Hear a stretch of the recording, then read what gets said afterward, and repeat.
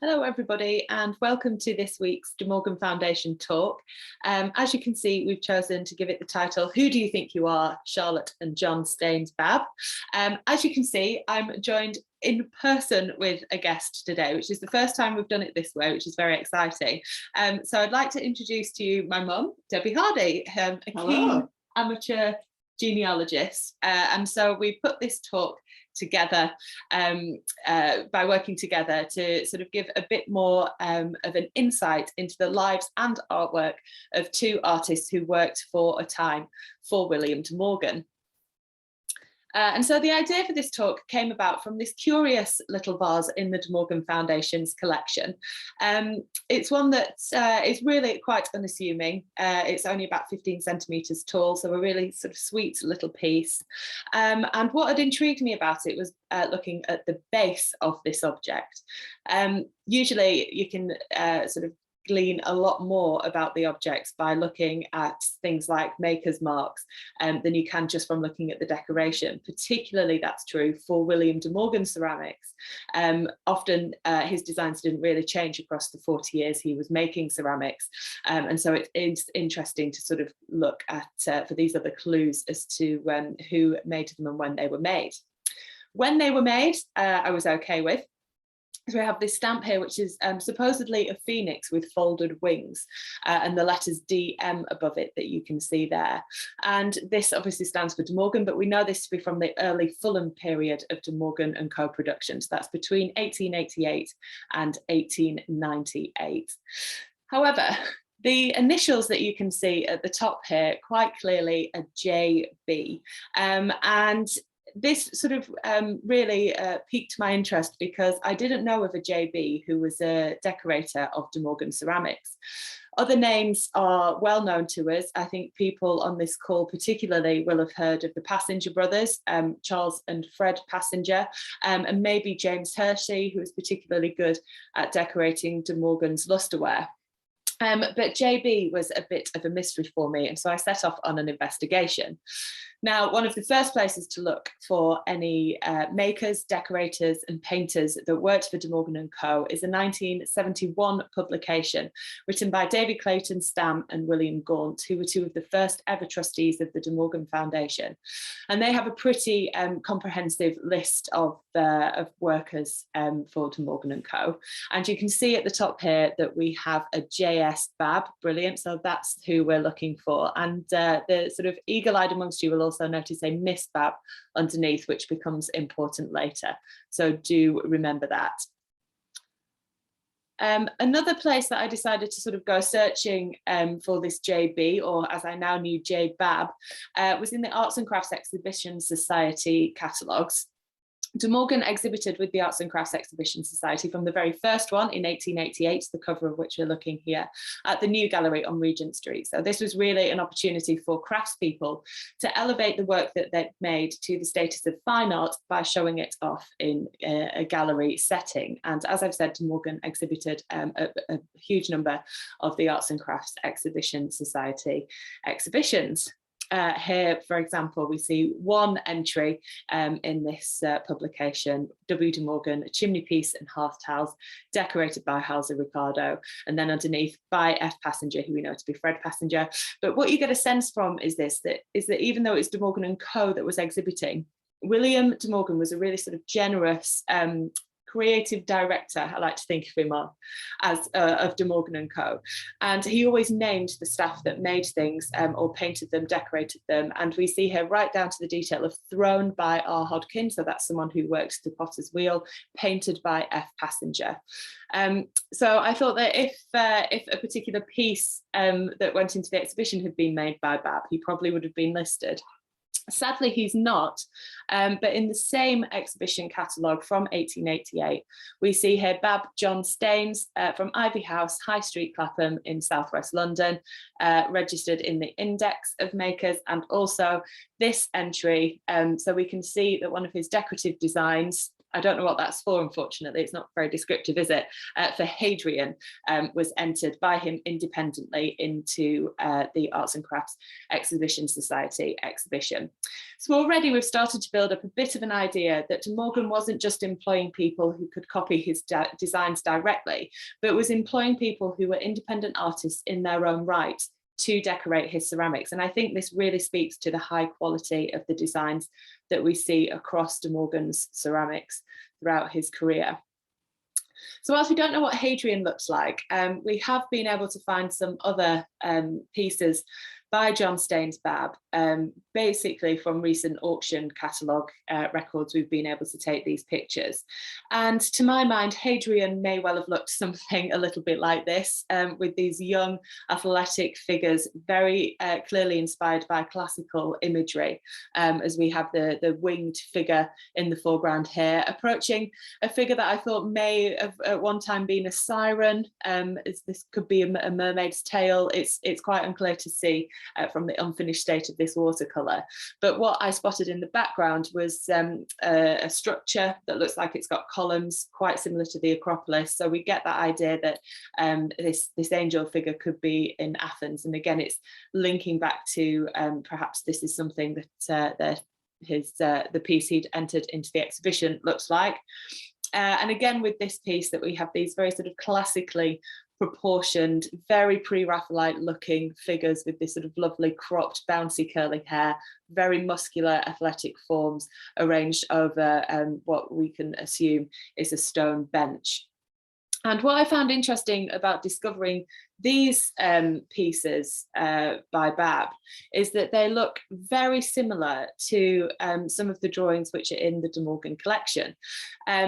We don't actually know whether it was Evelyn De Morgan, William's wife, or William De Morgan who made this sketch. My inkling is that it's William, based on style alone, but I'm happy to be questioned on that.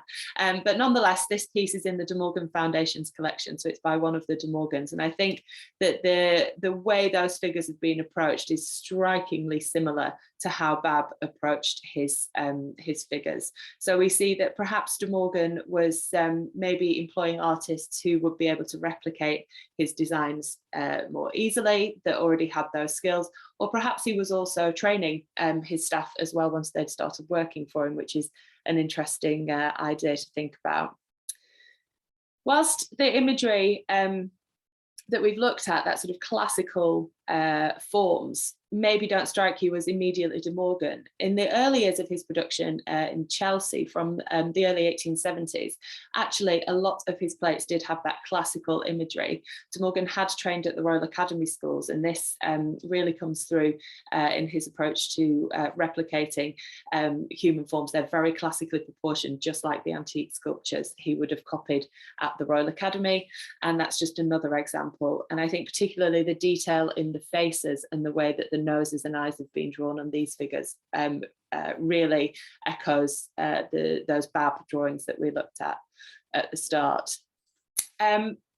Babb also was responsible for scenes that aren't classical and imagined, but very much anchored in real life. And here we have a watercolour that's in Southwark Art Collection of some weatherboarded houses on Peckham High Street from around 1897. And I think it's at this point that I'm going to hand over to Debbie to tell you a little bit more about the life of John Staines Babb and why indeed it was a Peckham High Street scene that he was interested in painting.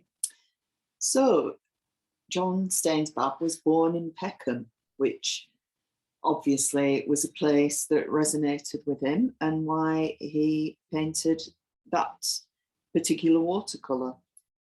He was born, and I'll just find him on Ancestry, which is where I do most of my research. So, he was born in 1838. And he was the youngest child of John Stevens Babb and Mary Hodges. And what's a little bit interesting is that John Stevens Babb, John Staines Babb's father, was previously married and had two children who were the half siblings of Charlotte and John Staines Babb. And whilst I've not proved it, I'm fairly confident that John Stevens Babb was first married to Anne Hodges, and then when she died 2 years later, he married Mary Hodges, and I'm fairly confident that that was Anne's sister. So the half siblings, one of whom was Maria Staines Babb, who became very important to John Staines Babb, and I'll go into that later.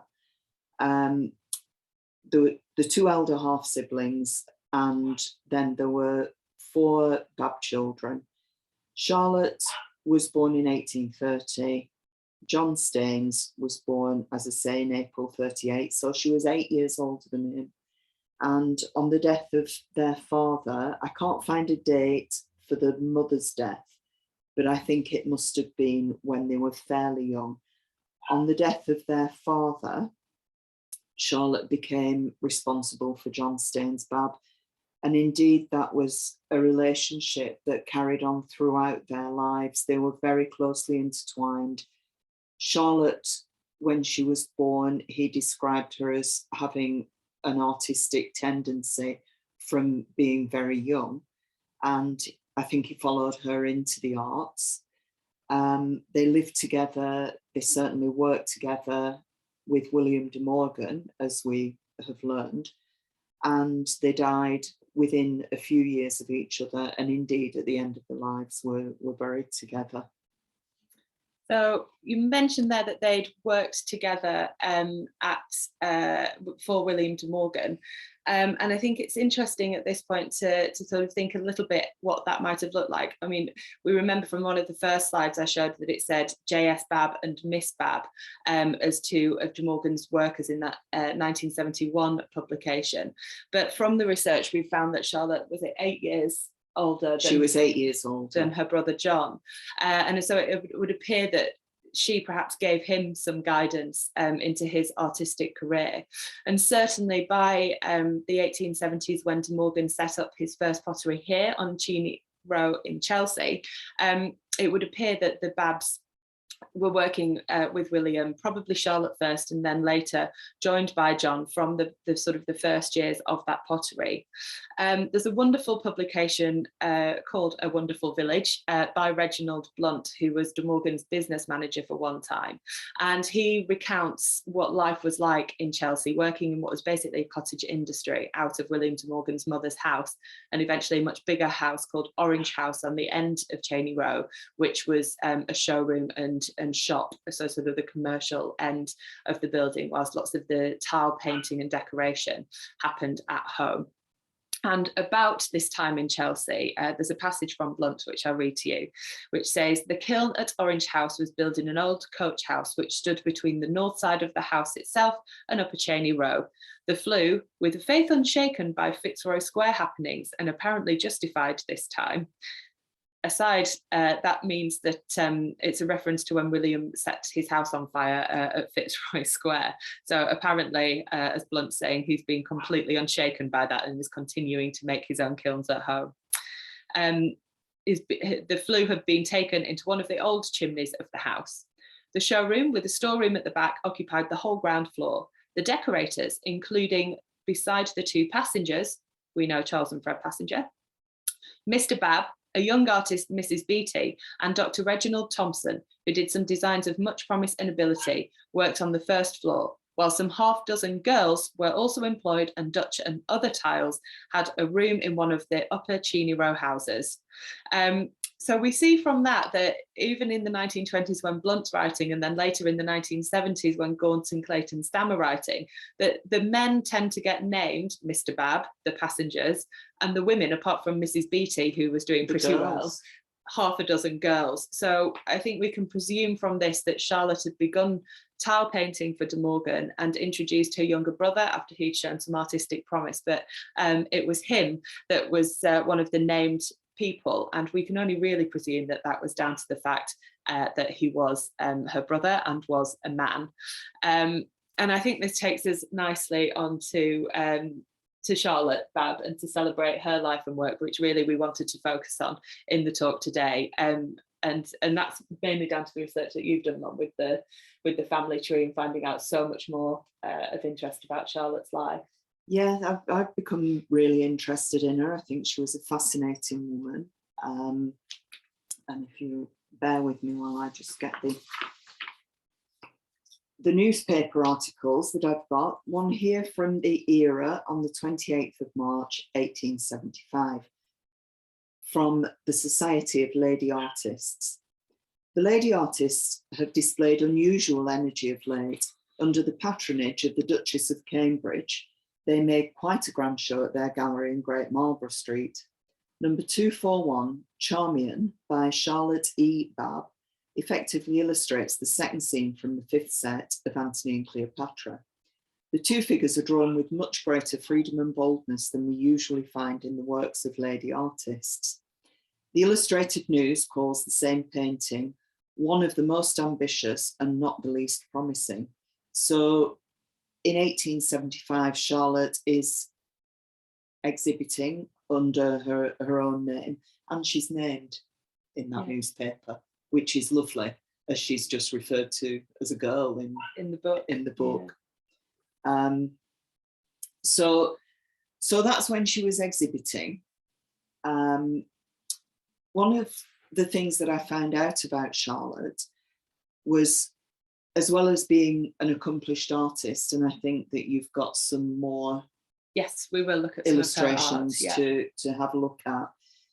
There is reports in, I've taken the one from the Stonehaven Journal. This is now 1884. And it refers to the Prime Minister at the time, Mr. Gladstone. And it goes, Mr. Gladstone has incurred the bitter animosity of Miss Charlotte E. Babb because he has not included women's suffrage in the franchise bill. It may be a matter of regret that the time is not ripe for this reform, but Miss Charlotte E. Babb will not hear of such quibbling. She says women are capable citizens, that they are the more moral, the more law-abiding, and the more patient half of humanity. Perhaps the word patient will strike some of Miss Charlotte E. Babb's readers as a little odd in her case, but she calls on her sex to refuse to pay taxes. For years, I have suffered my goods to be seized and sold because the parliamentary vote is denied to women householders, and I have reason to believe that some women, well known and respected, begin to feel with me that the tyranny over women will have to be fought out, as so many great questions have been before, by the refusal of the taxes. Here's a pretty prospect. The pulling down of the Hyde Park railings was nothing to this threatened revolt. As for Mr. Gladstone, Miss Charlotte E. Babb leaves him severely to posterity, though I shall be much mistaken if she does not pursue him with the patient search and vigil long of her who treasures up her wrong. In 1871, Charlotte was the first woman to refuse to pay taxes to the government because she did not get the vote, so she did not want to support the government by paying taxes.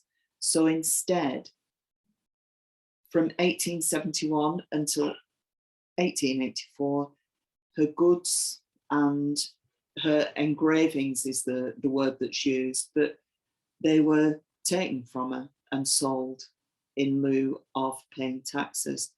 So I think she was incredibly brave. Yeah. I mean, the letter that I've read out from the Stonehaven Journal was also published by several newspapers, the South London, the Boston, the Preston, Salisbury, Herald of Wales, Spalding, Worcestershire, Cambria, the Western Morning News. So it was a big, big story of the time. The Stonehaven Journal seemed to report it quite matter-of-factly. The Creef Journal, I found this quite interesting. The question of including or excluding Ireland from the franchise bill is as nothing in the eyes of Miss Charlotte E. Babb to the neglect of Mr. Gladstone to include women's suffrage. This amiable maiden lady is in quite a passion over the matter and has doubtless had 2 or 3 bad attacks of the hysterics. how rude. Really, how rude. Absolutely. And I think maybe at this point it's I'm sure everybody on this call or watching this video later on YouTube is very much aware of sort of the battle that women had for suffrage, but I think we think of that as a very 20th century movement, knowing that some women got the vote for the first time in 1918, but actually the first women's suffrage bill had come before Parliament in 1832, and in 1867 John Stuart Mill had led the first Parliament debate on women's suffrage, arguing for an amendment to the second Reform Bill which would have extended the vote to women's property holders. So that was in 1867. Those property holding women didn't get the vote until 1918. So you can see that by the time Charlotte was involved, this had become such a huge matter, and just the unjustness of it, I think, really resonated with her. Why is a professional woman who'd already had to battle to become an artist when that wasn't acceptable should then have to pay tax to a government that wasn't perhaps the one she would have voted in? It seems senseless now that that wouldn't have happened, and I think it was for that reason that she had that frustration and wanted to take real action. And the action that she took resulted in her artworks being taken from her, probably the things that were most precious to her. So I think we do get a really good flavour of Charlotte's character from understanding that. But what we might want to question then is why she would have gone to work for William de Morgan. Why not continue to make paintings in her own right? Possibly some of that was financial, although we never get the sense, do we, from any of the census records, that they're particularly I think they're reasonably well off. Yeah. So they have staff, as we'll see. Yeah. So perhaps there was support from the family there. But then why work for a man? Why not continue to paint on your own?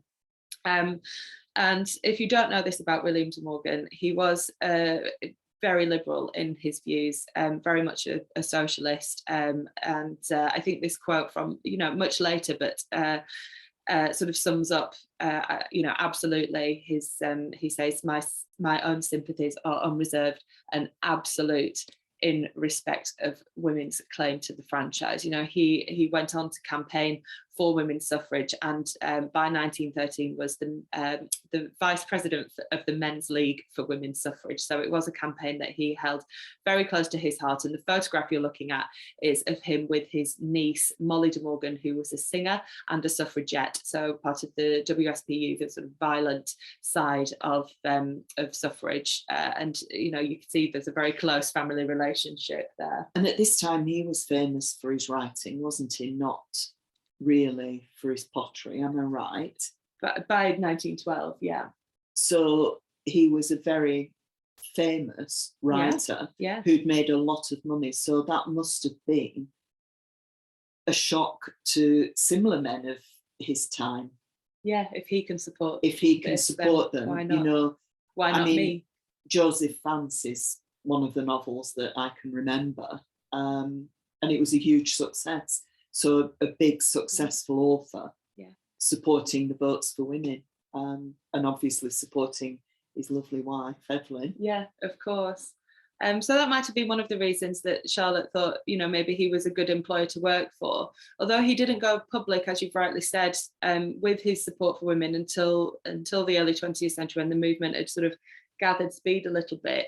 He was still, I think, probably a very nice man to work for. Mm-hmm. And I'll quote from Reginald Blunt's book again. He transcribes a letter de Morgan had written to Blunt about sick pay, which didn't become statutory until about 80 years after the letter from de Morgan that I'm going to read you. One of his staff he remains anonymous, so one of his staff wrote to me that he has been 5 weeks off work and that he understands that his accident was due to a sprained ankle. It's actually spelled angle, and we get a sense of de Morgan's humour from this as well. An expression of sinister mistrust pervades his letter and suggests possibilities, though he names none definitely. Anyhow, I take it the accident didn't happen at the factory, or we would have known more definitely. Of course, if the angle was fairly sprained, we must hope it will be rectified soon and matters will all be square. But if it got so owing to behaving like an obtuse angle, it's rather hard on us to have to go on paying for no output. I've always gone to the bitter end paying wages in employees' illness. Doing it is a thing very much appreciated, and I've never had any reason to suspect unfair advantage being taken of it. So like I said, other factories would have not done anything like that. No in the Victorian period. You know, if you didn't show up for work, you wouldn't have been paid. And statutory sick pay, as I mentioned, came into effect 80 years after De Morgan had written that letter. So perhaps one of the reasons that Charlotte decided working for William de Morgan was a good idea. wouldn't be too bad.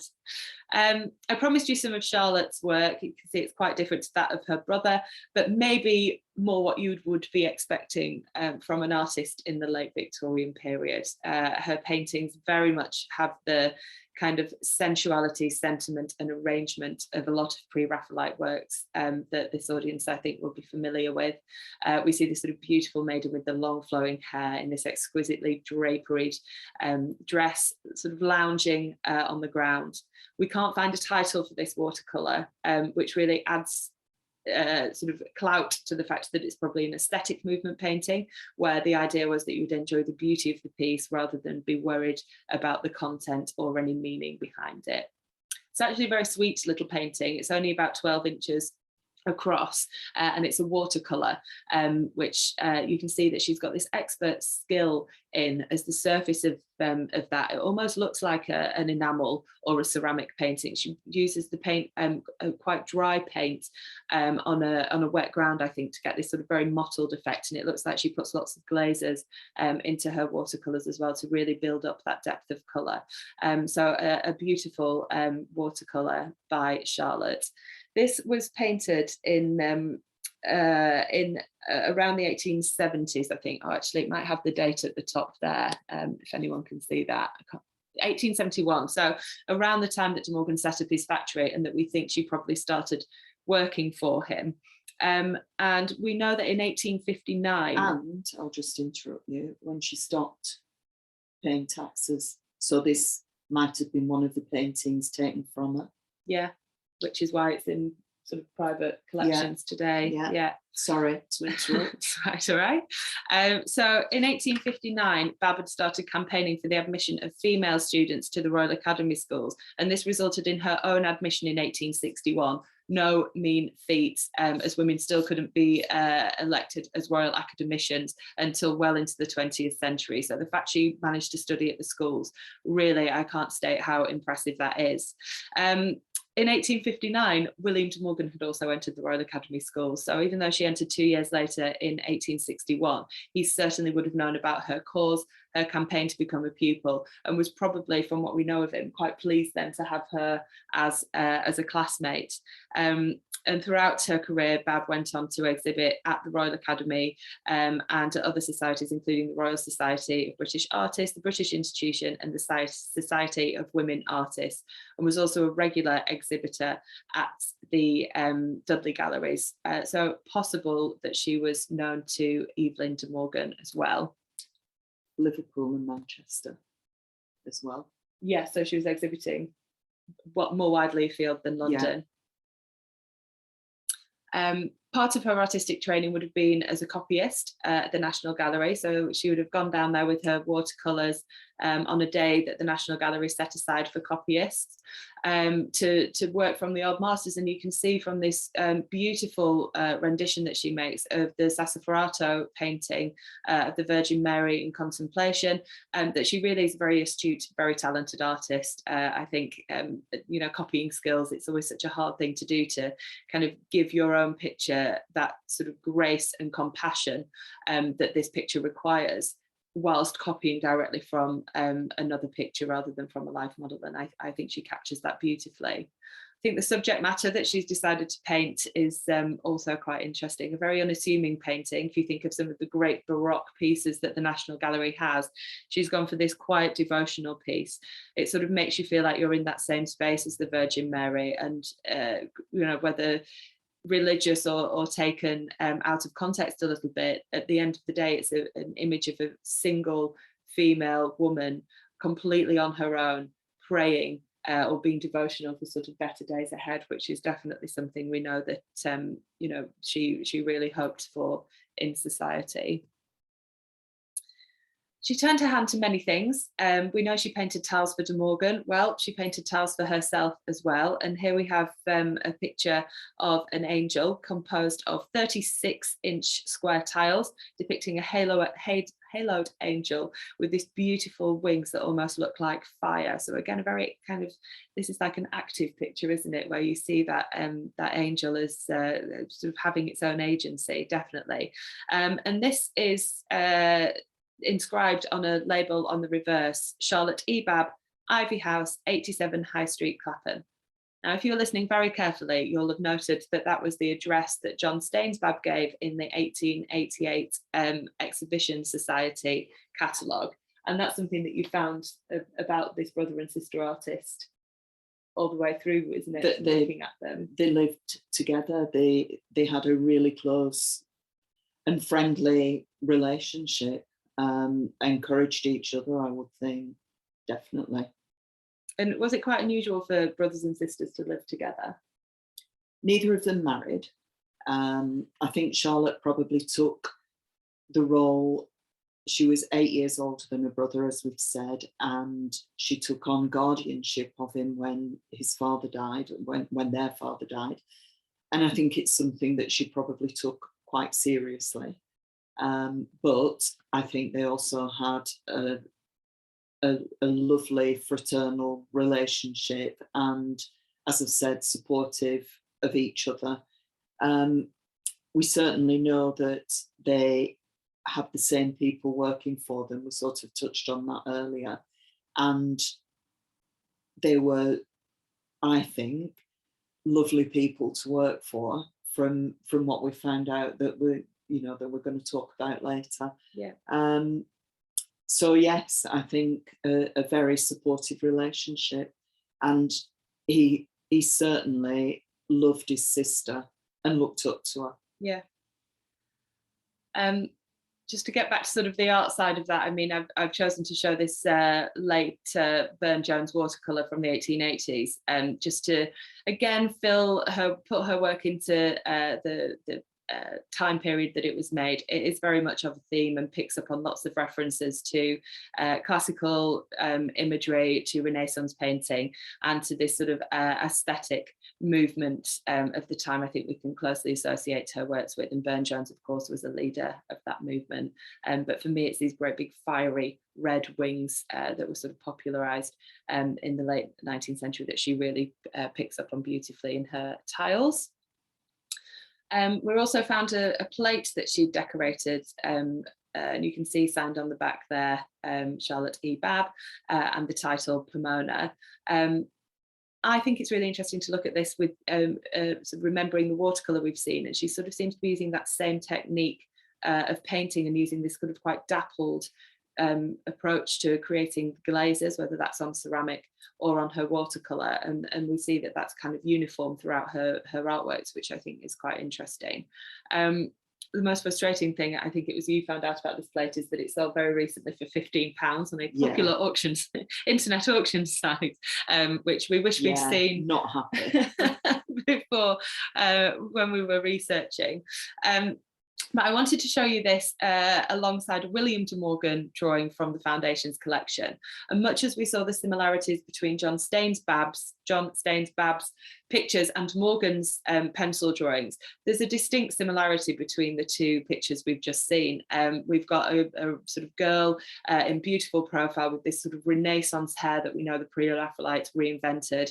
The floral symbolism, again, is sort of all around her. So the fruits for Pomona, and we've got these sort of floral fruit-looking motifs around the girl here, and those great big puffy sleeves, sort of for the Renaissance sort of imagery that these artists were keen on. So again, I wonder if William De Morgan was an artist who almost acted like a tutor or a mentor to the staff working for him, rather than being particularly direct or instructive. I think there was something there that was a bit more of a reciprocal partnership between De Morgan and his staff, which has been a really lovely thing that this putting this talk together has highlighted for me. I'd never really thought about him being almost like a tutor to the staff before. I've just thought of them as being skilled employees. Yeah. No, I really agree with you. I think he's, almost a philanthropist with them, isn't he? You know, Yeah, really caring for them. Really caring for them. A really terrible reproduction, but unfortunately it's the only one we've been able to find of an oriental vase that Charlotte Babb painted.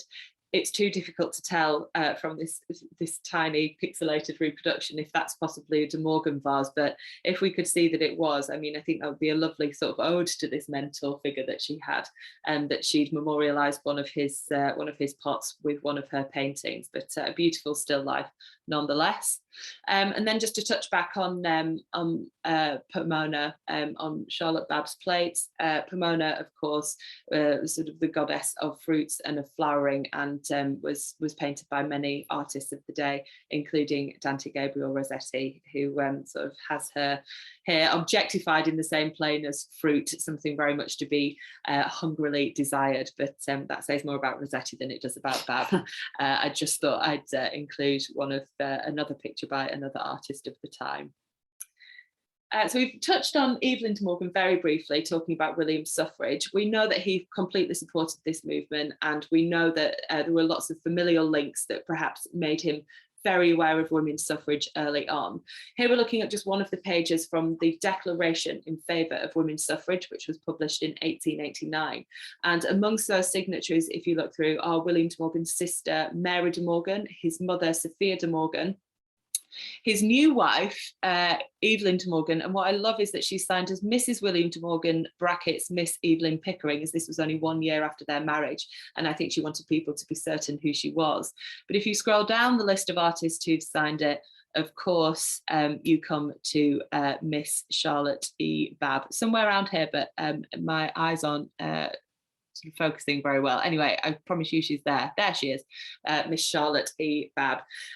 So with Evelyn de Morgan and Charlotte Babb both exhibiting at places like the Dudley Gallery, both having been a signatory on the Declaration in Favour of Women's Suffrage, I think we can probably assume that these artists would have known each other as well. This is Charlotte Babb's masterpiece, widely regarded as such, and happily it's in the Southwark Art Collection, so it's in a public art collection today, titled Yesterday, Today and Tomorrow. I think it really picks up on a lot of her anxieties about the social situation that she lived in. Yesterday turns her back with this sort of youthful look over her shoulder. She was something that we had that's long gone, and you see the rose petals dropping from the flowers as they're dying, as yesterday turns away from us. We can't get her back.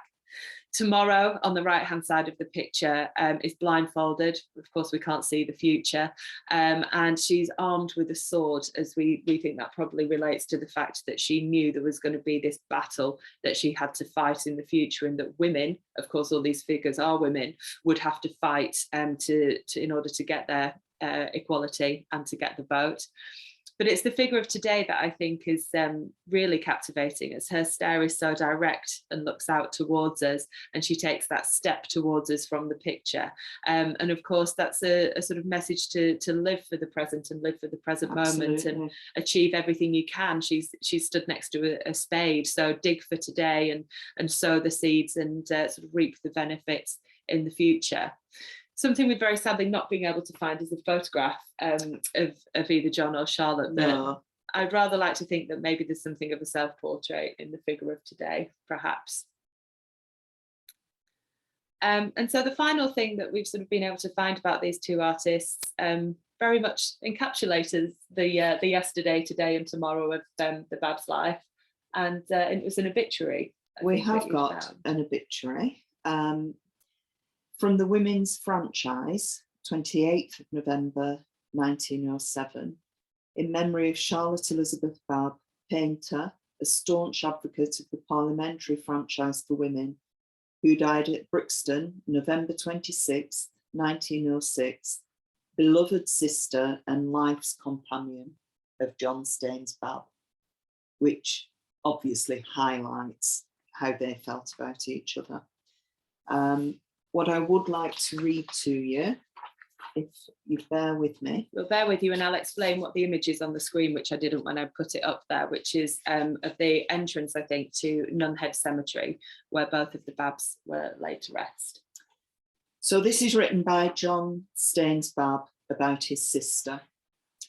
Among those especially interested in women's questions, and more particularly in the suffrage for women, who have been taken from us since the last issue of this review, Miss Charlotte E. Babb, aged 76 years, may be noted as the first woman who, in the year 1871, just 35 years ago, refused the Queen's taxes on the grounds of sex disability, disclaiming the right of the government to exact the duties and responsibilities from women in like manner as from men, while declining to accord them a voice in the making of the laws.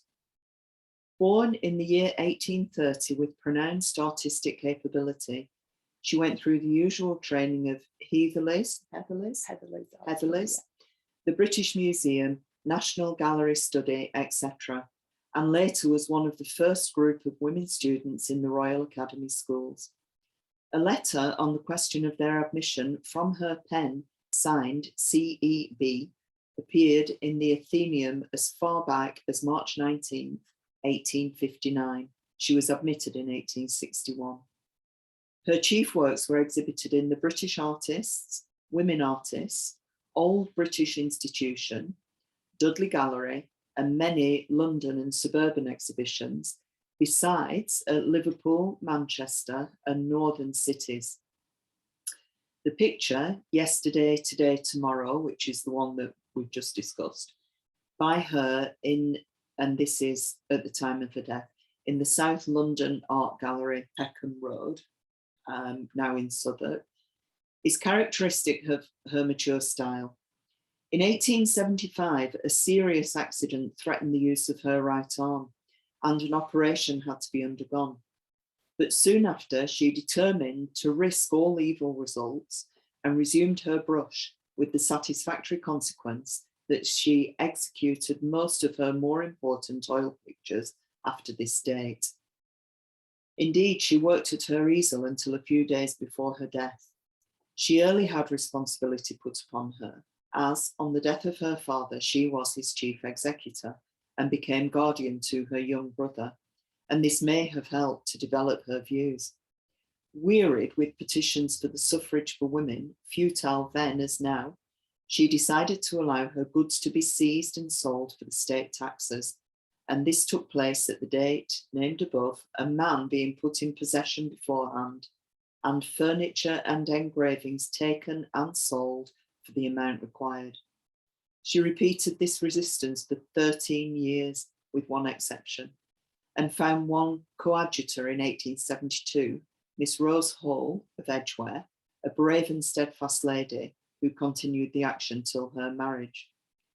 The thousands of leaflets by herself, this is by Charlotte, a word to women householders, a practical protest, political outcasts, etc., which Miss Babb sent out, fell apparently on barren soil, the minds of women not being prepared to act on this initiative.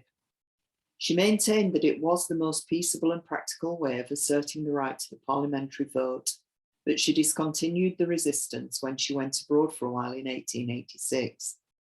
She thought a great opportunity had been lost by her movement not being followed up at once, because a measure of reasonable character extending the franchise to women in the same terms as to men might have prevented the lowering of the franchise to the male voter of an inferior description, an unfortunate event which came about later and has thrown back all women's chances indefinitely. She never expected, she said, to see women's suffrage a reality, and her words proved true. But before she fell asleep, she thought the signs of women's awakening were well pronounced, and that a more drastic course of resistance than tax refusal had become a necessity. And this is why one of her last acts was to send a donation of £5 and a message of goodwill to the Women's Social and Political Union on November 5th, in commendation of the fighting contingent, to whom physical suffering is nothing when the greatest cause affecting their sex is at stake. On November 26th, Miss Babb died. She was cremated by her especial desire at Golders Green, and her ashes are deposited in Nunhead Cemetery, South London. And this was published in the English Woman's Review of Social and Industrial Questions, 1907 to 1908, and written by her brother. So how immensely proud was he of her. And not just of her artwork, you know, really of the action that she was taking seems to be what fills most of the review. Of the review.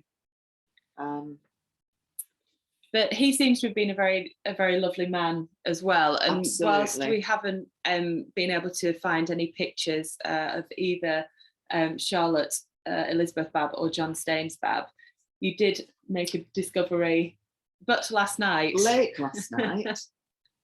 So just bear with me whilst I find it. So Charlotte dies first. She leaves a few bequests to nephews, nieces, to her friends, but the bulk of her estate is left to John, her brother. And when John dies,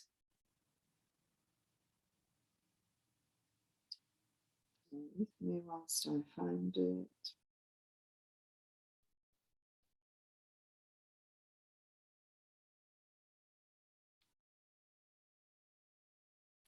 You'll have to talk for a minute. Here we go. So these are the bequests from John Staines Babb. I bequeath the following legacies free of duty to my nephew Henry Weybridge Ferris, to my nephew John Ferris, Vice Admiral, to my friend and solicitor Mr. Henry Torrington Chappell, to my servant Mrs. Annie Fee, the sum of £100, which is an incredible amount, in 1909 when John dies. To my servant Olivia Jordan Spinster, the sum of £25, so maybe she wasn't with him for as long as Annie Fee. And to my late sister's servant, Mrs. Sarah Priscilla Ridgway, formerly Vi, the sum of £25. This is Sarah Ridgway. So she looked after both John and Charlotte, and obviously very well thought of. And here she is. So one face for one name. One face for one name, who knew both Charlotte and John. I don't know who, she's holding a photograph of somebody. We think she might be in mourning. I'm not certain. She did lose 2 children at a very young age. But she was obviously very highly thought of by the Babbs family. Yeah. And she looks a lovely woman, doesn't she? She does. So it gives you an idea that despite all the external political turmoil really that they lived through, that actually at home for the Babbs might have been a happy place home to live. Yeah, which is I think a lovely note to end on. We're very happy to take questions on any of the research if anyone's got any, and you can pop those questions into the chat box which we've got on the screen here. But if not, then thank you very much for listening, and thank you very much for all your help with the presentation today, Mum. You're very welcome. We hope you've enjoyed this family affair. It's been very interesting. Yeah, it's always nice to get your teeth into something, isn't it? I've really enjoyed finding out about them. And I think for our knowledge of De Morgan and Co., which is something that's so rarely talked about, is actually the business and what that looked like and how that was put together. It's been quite enlightening, really, to think about De Morgan's character as a general manager, and paying sick pay. Paying sick pay. That's incredible. It really is for the 1860s. So yeah, I think that's been quite enlightening. And like I say, I do have a list of 40 people who worked for De Morgan who we know nothing about. So if you've enjoyed it, then we could well make this a series. There's plenty more to get our teeth into. Just lots of lovely words of thanks coming through from everybody, which is it's really kind. Thank you very much. And nice to see such familiar, I say faces, I can't see any of you, but names definitely. Everybody who's come along today, thank you. Sue sent us a book coming on. You'll enjoy writing that, won't you? no, I think it's like I say, it really has highlighted that actually it would be nice to know a lot more about De Morgan and Co. as an organisation. It's just another facet to his character. Absolutely. It's lovely. And the way that he was with people who work for him, obviously that has translated to the way they were with people who work for them. Yeah. Treat people with kindness. Yeah. And you'll get kindness back. Yeah, absolutely. Definitely a message we can take forward today. And Jane says it brings everything to life, which is what we hoped to achieve, I think, really. You know, you sort of see, like I said, just some initials on the bottom of a vase and you think, oh, that's someone's written that because they've made it. Yeah. Like, who were they? And to be able to uncover so much about them, particularly, you know, half a dozen girls, and sort of to be able to actually put a face and, well, not quite a face, but to put a name to one of those girls when that would have meant so much to her. I think she'd be really pleased. I think she'd be absolutely delighted that the two of us are sitting here today. We're both employed. We both work hard. We both pay taxes. Got our polling cards through for the yeah the latest elections. Yeah, and we're rejoicing in her 100 years after her death, more, and what she did. Absolutely. And she's not forgotten. And my granddad always used to say, nobody truly dies until there is nobody left to remember them. So, Charlotte. Yeah, here's to you, Charlotte. Here's to you. Some more lovely comments. Thank you, everybody. Yeah, Joanne says we've learnt about real people today. And that's nice, isn't it? Sort of to have a bit more of the character behind the artist, when so much of what we usually do is art history, is to get the social history as well. And Judith, who likes the angle puns, yeah, he's the master of puns. Yeah. I try with some of my titles for these lectures, but I'm nothing on De Morgan.